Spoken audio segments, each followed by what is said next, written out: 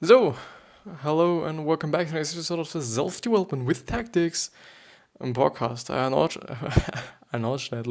unfortunately just fucked 17 fucking minutes, which is definitely not good because I actually wanted to record 2 episodes a day, or today actually, because for Friday, because I may not be at home at Friday night or evening or whatever it will be. Though I'm just gonna have to produce some content beforehand, but it's getting a little bit close. It's getting a little bit of a narrow time frame, I would say, unfortunately, to be honest, because I just had to look for something to go through because I've been going through both things I'm going through at the time. I hope, by the way. Yeah, nevertheless, I will just go through what I'm just working on here. I quite found a great book, I think at least, and I do hope that you can get something out of it. It's getting very, very, very, very difficult to actually get enough to discuss about in terms of an article, in terms of a book summary, and I think I'm gonna be just forced to actually talk about myself and what I've experienced and all these things. And if you're pumped for it, I will definitely just suggest you to subscribe and just stay at the podcast and see, and also on the YouTube channel, and see whether I'm just, hitting out some things or not.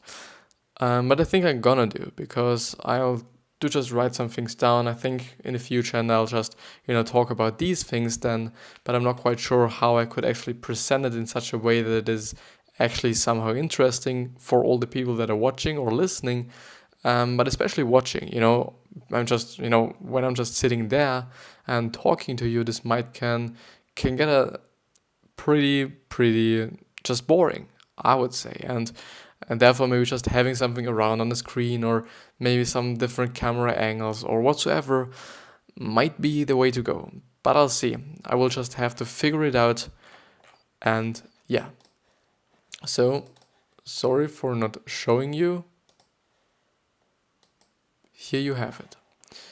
Rework, the book summary. So the book is called Rework, and it seems to be quite a great book. It is a #1 selling book on Amazon, or was, or whatever it is. It definitely has a lot of great ratings, and it is about, I think, startup and small business and entrepreneurship and all this stuff.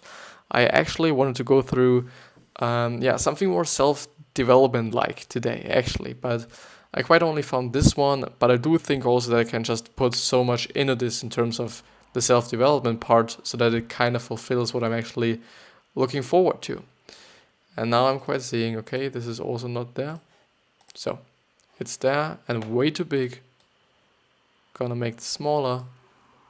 So yeah, I hope it's not bothering you. Maybe you can just, This is fine, I think. I hope you can read this just really fine. It's pretty hard for me as well, so I'm not sure. I'm not sure if I want to go like this. It's definitely a little small. Maybe making the window a little bit bigger. Just doing it like this. Yeah, that's okay. That's, I think, finer than just before. But yeah, Rework by Jason Fried and David Heinemeier, or Heinemeier, whatever it is actually pronounced in English. Hansson, the book summary, and the PDF. All the people tell me about PDFs, but I've never ever seen actually a download button. Okay, I've seen a download button. Actually on this site, but on the PowerMoves.com website they also talk about just PDFs and whatsoever, but I think on the Power Moves I've quite never saw it or seen it, and maybe this will be just because there are actually premium features, and this might be one of them. So Rework is a fantastic read for anyone interested in business, leadership and entrepreneurship. It's very quick and easy to read. Each section is very conscious. There is no fluff, just quick tips and actionable ideas. This is one of the reasons I love this book so much. Actually, a quick note from the author of this summary, if it wasn't already clear. One of the interesting things about the book is that it was written based on an experience of growing 37 Signals, the company behind Basecamp and other productivity apps. The book is a byproduct of their business, which is one of the ideas they talk about in the book. Yeah. sounds great. Sounds definitely great. But I do not know. The reason why I actually just looked it up on Amazon to see was actually pretty much to see if this is actually a book, because I've never ever heard about it or heard of it. If this is actually a book that you can get something from. The problem that I'm having here is that I actually looked only at the ratings, and I didn't even have a look at the rating itself. I just only looked at the stars they gave.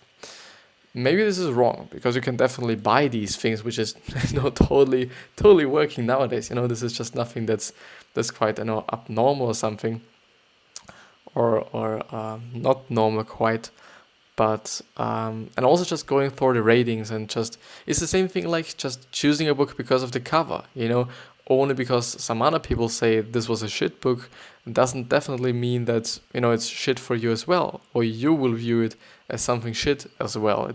I think it's somehow kind of, I've experienced it somehow. I think with the Gary V book, actually I just thought about it as being so great and whatsoever, but it turned out to be somehow mediocre. But the thing is, I don't know.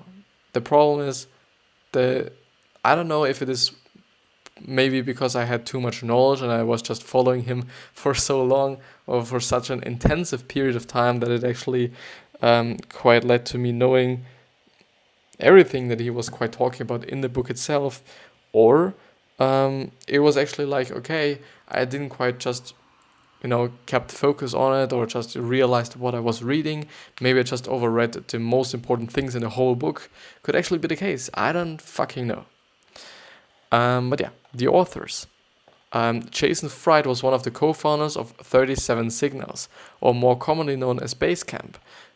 Fried is a well-known keynote speaker, specializing in the topic of deficiencies in the workplace, but also well-versed in entrepreneurship, management, software, and design. Fried studied finance at the University of Arizona, and during his time there, he decided that he would really like to work for himself and became interested in web design. From here, he met a couple of the right people, and 37 Signals was born. And David Heinemeier Hansson is a Danish programmer who was a co-founder of 37 Signals and is currently the CTO, so the Chief Technical Officer, might be, I don't know. Heinemeier Hansson is the man behind Ruby on Rails, an open source web framework that helps programmers all around the world build beautiful applications. Heinemeier Hansson is also involved in public speaking, focusing on technology and business. A couple of his favorite hobbies are photography and racer driving. Yeah, definitely a great hobby, isn't it? So if I just understand what racer driving is. And together, Fried and Heinemeier Hansson have co-authored Rework, a New York Times international bestseller, and Remote, which is all about the new emerging trend of working remotely. And I do think it's quite a great trend, isn't it? Even though I do not know how you are viewing it, but I think I would just have a lot of problems if I was actually working at home all the time. I do think at some point of view or some point of time, I actually would have to just be in an office, or would just have to have another room for actually working, because it is something I believe in, that if you're just really, working in a certain room, this room is meant for work. And but maybe it's just because people just overthink it quite, because I've quite never had any problems actually going to bed. During the time I'm just working and producing the content that I'm doing just now, and also making the post and whatever I'm doing, but maybe it's just because I'm going to bed way too late. I think I've never had quite any problems, to sleep or to get to sleep or whatsoever. But I do think some people will have, and this is definitely a common problem, that a lot of people have sleeping issues, and I would say most of it because of their eating habits. Definitely, I do just feel like it. Eating is actually, or the wrong eating habits or the wrong diet is actually, at my point of view, if I'm just remembering it correctly, or if I've understood it correctly, is actually the number one death death reason or the reason to die in America from 2019 or 18 or something. And even though I think it was like cardiovascular diseases or cardiovascular somehow accidents or whatever you want to call them, which are some kind of based on the wrong diet. So I think at the end, just eating the wrong things and just eating very, very unhealthy is one of the most reasons why there are so many people dying nowadays, which is definitely fucked up, isn't it? If you're just viewing it as some people have nothing and then there are people who have so much that they're actually dying from eating. Very difficult, but I do think that, I don't know, I hope that there will be just, a solving for this whole problem of, hunger on the whole world. I don't know, maybe I'll just have the opportunity and the possibility as well to actually participate at this whole journey we are on, because, what the fuck, why do so many people have nothing, like just really nothing? They do not have any food, they do barely have water, and they just have to walk several miles to actually get there and just get their water, which is amazing in a very, very negative way. But yeah, I think I should go on actually a little bit. So in the summary, we'll begin the summary with a brief discussion about what Fried and Heinemeier Hansson consider to be the normal or to be the new normal. Next, we will cover failures, mistakes, and the demise of the workaholic. Then we will dive into discussing how to get started, covering topics such as mission statements, excuses, and money. And we will also cover some important themes such as progress, productivity, competitors, hiring, and promotions. Finally, we'll discuss the concept of culture and how culture can shape a company. And culture was definitely one of the things that I'm quite interested at the moment, because I actually finally already began to read This is Marketing. Is it called This is? Yeah.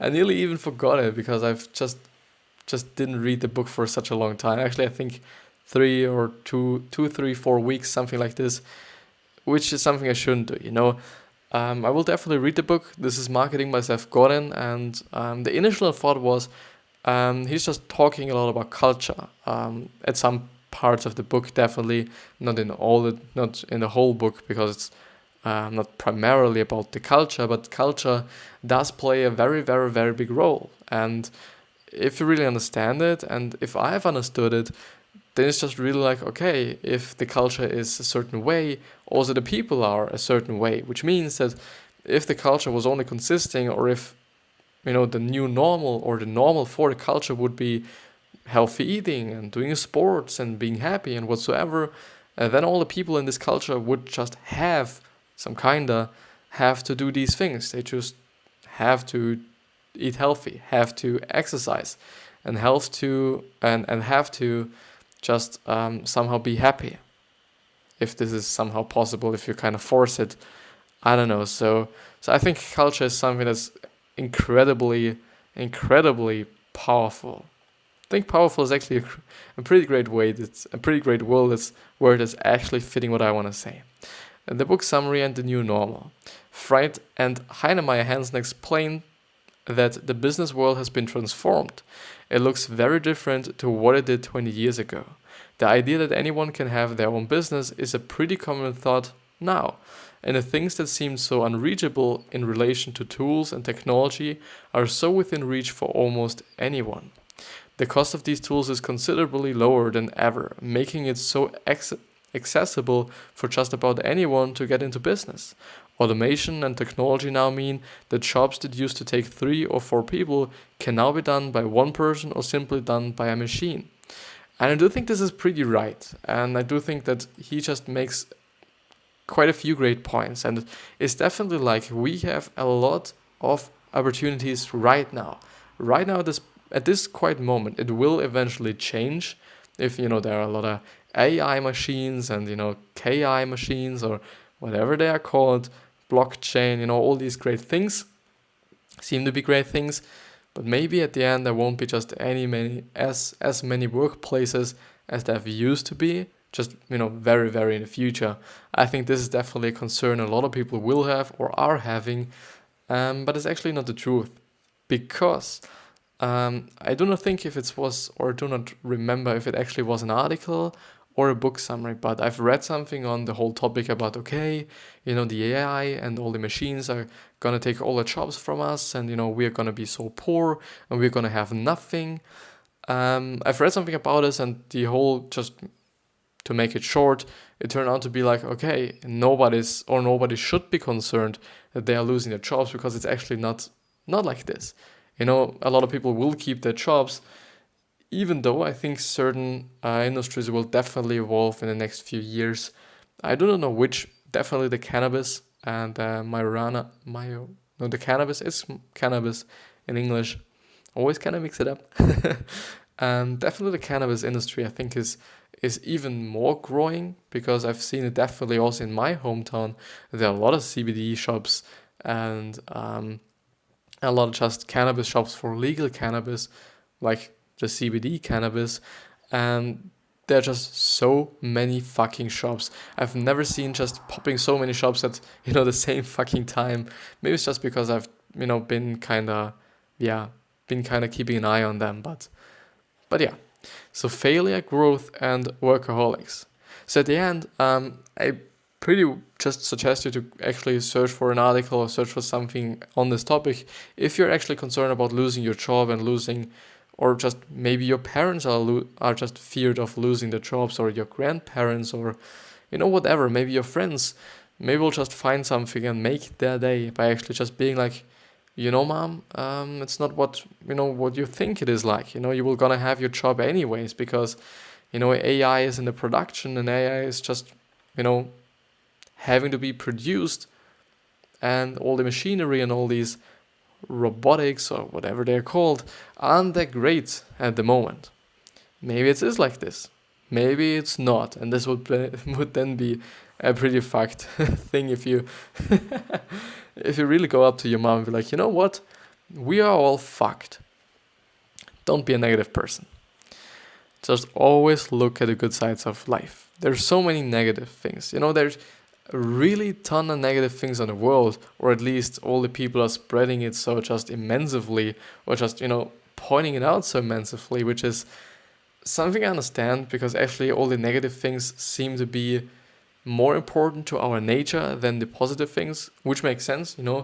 It a few years ago, okay, a few years would be a little bit of a underestimating thing, but a few hundred years, 300, 500, 600 years ago, I do think that actually just recognizing something that's different and recognizing something that's bad was actually more valuable than actually recognizing something that's somehow good, because if it is something good, it might have been food, or it might have been some killed deer, or it might have been I think most of the time it would have been just some food, or other people maybe. I don't know. Could also be the thing.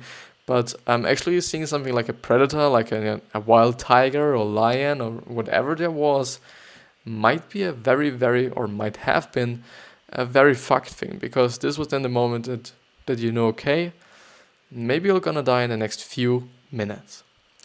The mistakes. We've all been told countless times that we need to learn from our mistakes, that failure is what happens before you succeed. And although there are definite lessons to be learned, Fried and Heinemeier Hansson believe that failure is not a prerequisite for success. And in fact, learning from your mistakes isn't nearly as valuable as it's made out to be. They call upon a study from the Harvard Business School to prove their point. The study shows that those who have already had some success are likely to succeed again at a rate of 34%, whereas those who have failed only have a 23% chance of success. They explain that experiencing success is more likely to help you with future success as well. I think I'm just a little bit concerned quite really right now, because I've actually seen this kind of study already, and this kind of leads me to the point, okay, have I actually been going through this thing already on a channel or on the podcast? The thing is, most of the books that I've gone through are actually not somehow named or not somehow numbered, or they aren't even in the description of the whole thing. And therefore I do think that actually just being like, okay, I'm gonna do them twice or maybe even 3 times if it's actually something that's a book that's, pretty fucking good and pretty valuable, and I understand that this will be valuable for all the people that are watching, then I think I will just go through them as well and just see if there's something to talk about, something to add, and whatsoever. But I do think to actually just pretty much talk about this paragraph, I do think it is important to succeed, because it definitely motivates you. The problem there is that I also believe in failure being just a pretty great way to learn, or just being a way to learn, because it definitely is. And I do think that they actually didn't say anything like, it's not a way to learn or it's a bad way to learn. I don't know, it might not be the best way to learn, even though I think, you just then know what you should not do and how you should not do it, or what isn't the thing that is fitting your, passion, or, whatever it is, whatever it was quite all about. Failure and making mistakes and all these things are just, I feel like it. They're great ways to learn, but I do understand that point. I understand the point of actually having success, and through the success you've had once or twice or 3 times, you're actually more motivated, or maybe even primed. So actually your mind even changes up to the just winning and success and whatsoever mode, so that you actually can, or so that you actually achieve more because you've succeeded once, and this is just giving you so many motivational thoughts, or instincts, or whatever. Whatever it is, maybe it's definitely pushing you. And I do think I've experienced it as well, because wherever I've succeeded somewhere, it just gives me a lot of more energy and motivation to actually go for it one more time. And I do practically think that this is what they mean, that you're getting more motivated, and that you have more maybe confidence in yourself if you have won once in this certain area before. The next one is, growth isn't always necessary. Fried and Heinemeier Hansson emphasize that there is no need to have high expectations of running a large corporation. There is absolutely nothing wrong with wanting to run a small business and to stay small.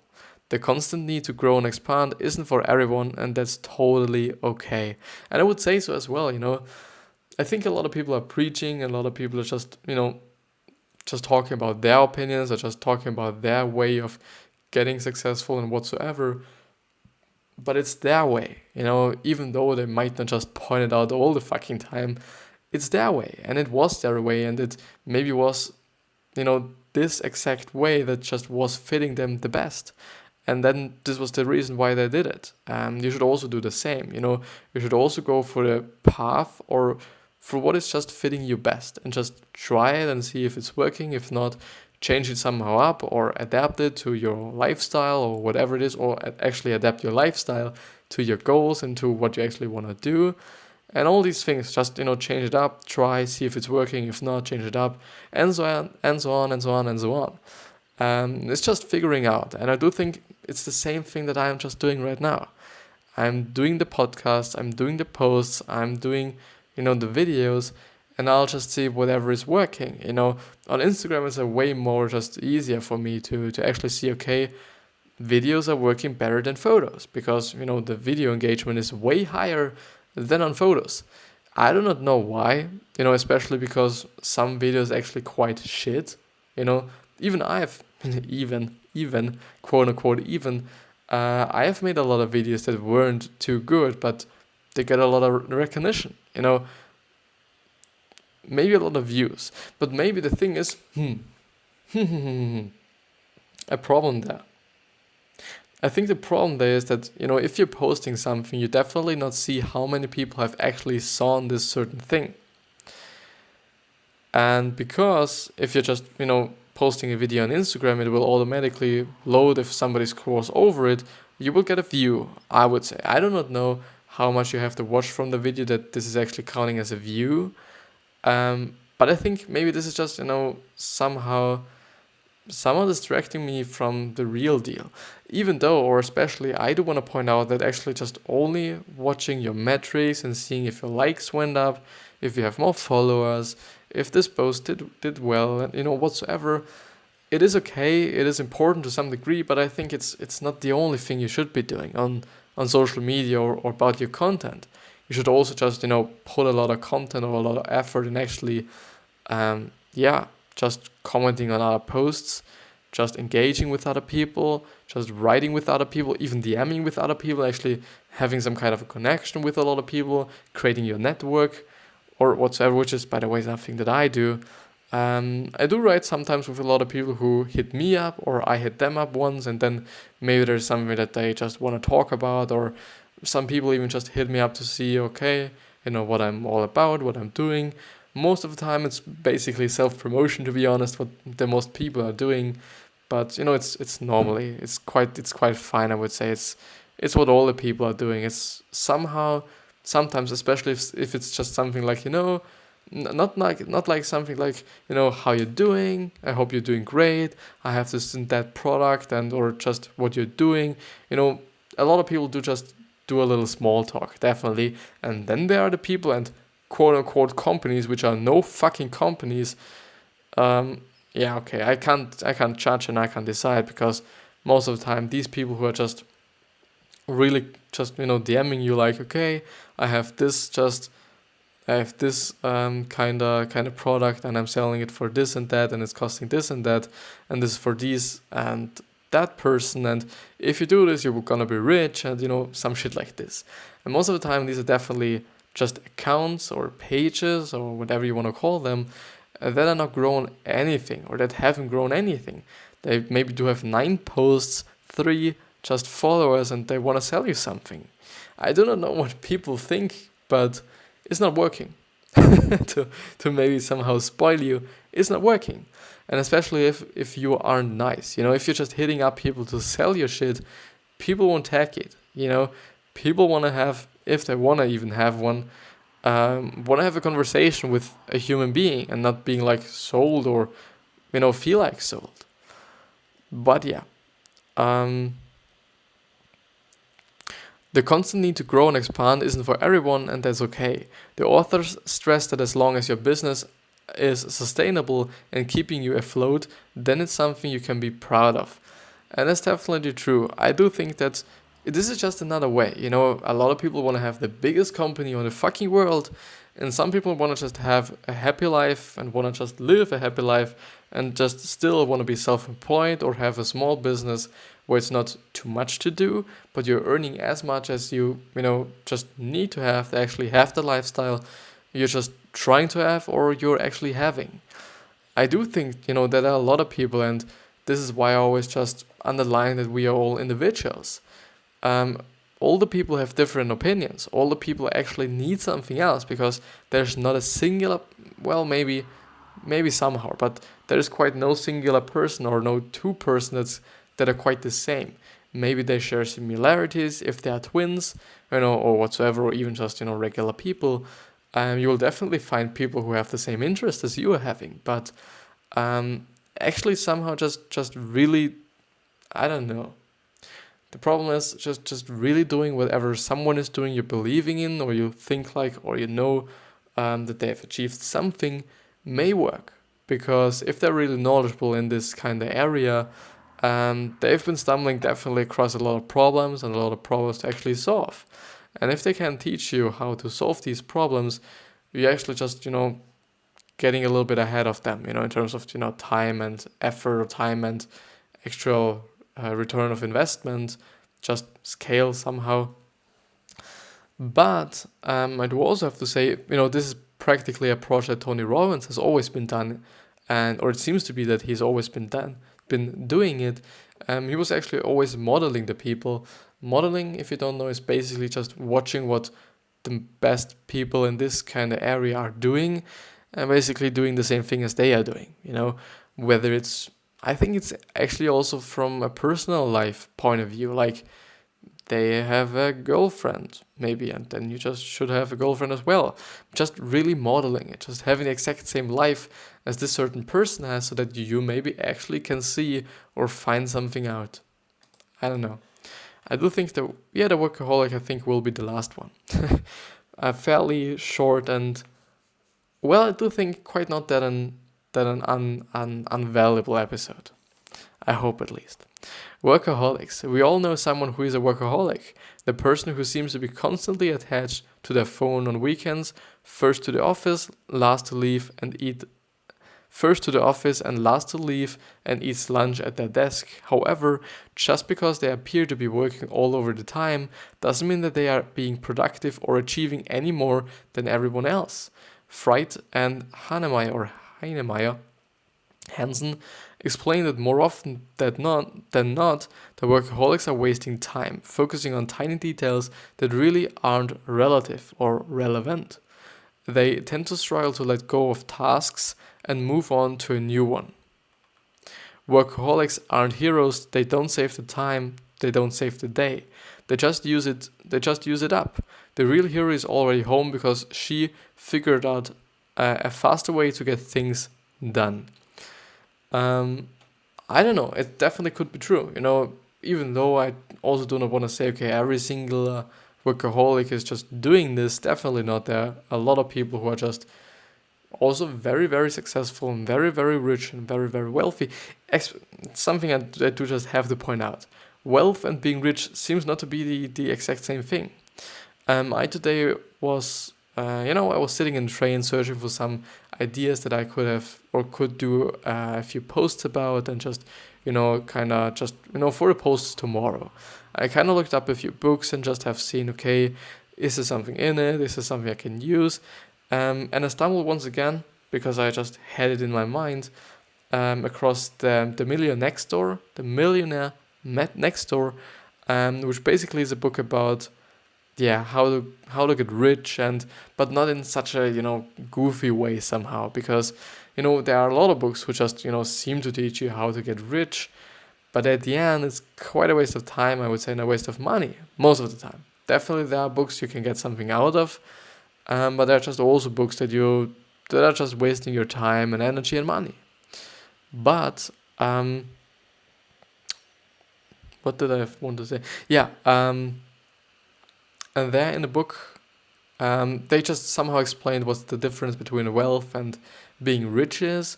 And wealth seems to be something that's quite over time, and rich can also be someone that's quite having, like, I don't know, maybe I can find something. It's pretty hard to just explain because I've also not understood it quite really.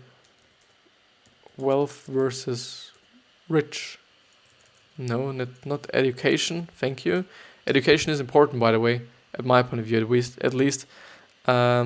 Rich versus wealthy. Is it the same thing? Well, according to Robert Kiyosaki, the author of Rich Dad Poor Dad, if you don't know, there's a difference between the two. The rich have lots of money, but the wealthy don't worry about money. Which kind of leads me to what actually they were talking about in the book, that most of the time the rich people actually have a lot of assets and actually, have these nice cars and have, I don't know, a lot of just things that practically do not need. And maybe they're not like economically, they're not just really looking at the money and trying to stay rich, which means then being healthy, if I remember correctly. So being rich over a period of time is actually building your wealth, or just having it for a longer period of time than, I don't know, just right now somehow. I do think this is wealth. If you do just know, okay, you have a certain amount of net worth or a certain amount of money just right in the backseat or on the backseat, and this is gonna stay there on your journey to wherever you're gonna be or wanna get to. But I do also want to say that being a workaholic isn't bad. I do see, and I somehow feel like I'm gonna experience it a lot more often.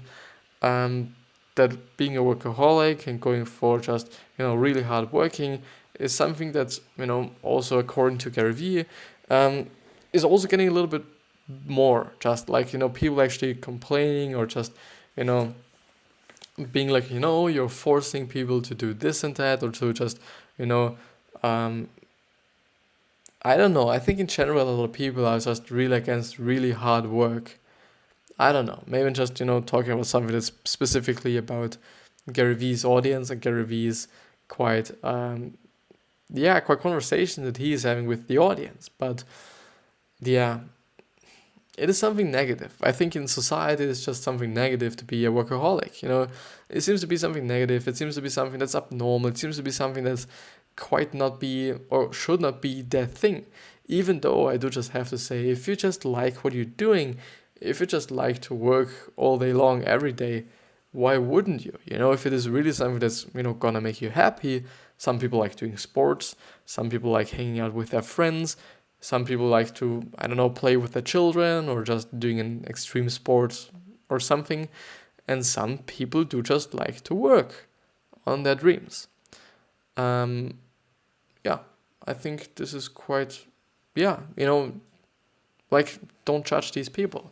I don't know, they are not judging you for actually doing sports as well. It's just culture. And today I've actually been speaking about culture, and it definitely is about culture.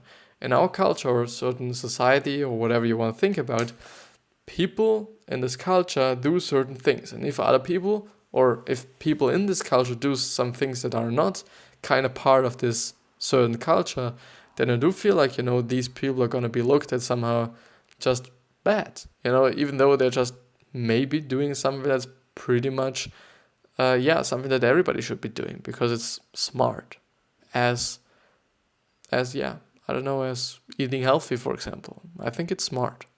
But yeah. I do really hope that you got something out of it, out of this episode. I do hope it wasn't too boring or too long or too whatever. I've been trying to pack quite a lot in it and to just, say also a lot because, as you might know, I want to just somehow move it a little bit more away from the text that I'm just going through and through the just summaries or books that I'm going through, more to like me being in the middle of the whole thing, like a little bit more in the middle of the whole thing or in the center of the whole thing. So, but I wish you the best health, wealth, happiness, and success. I hope you're going to just watch another episode just right now. No joking, but I hope you just will tune in tomorrow as well. Tomorrow there will be a next episode, and tomorrow I actually do have to record 2 episodes. Definitely gonna work, especially if I do not have anything to do. But fuck. Yeah, well, I do just have something to do. I quite remember right now. I have to learn maths. But still, please don't forget about thinking you giving something to the people and actually you being remembered by all the people around you. I do not want to say that you should just really be quite concerned about the opinions that some people may have of you, because they do really not matter. A lot of people think, a lot of people speak, and they don't know you. They don't know shit about you. With that being said, don't forget to be happy. Don't forget to think about other people and just giving it away or giving something back to them. And about your legacy. This is the thing that I was searching for. I'll see you.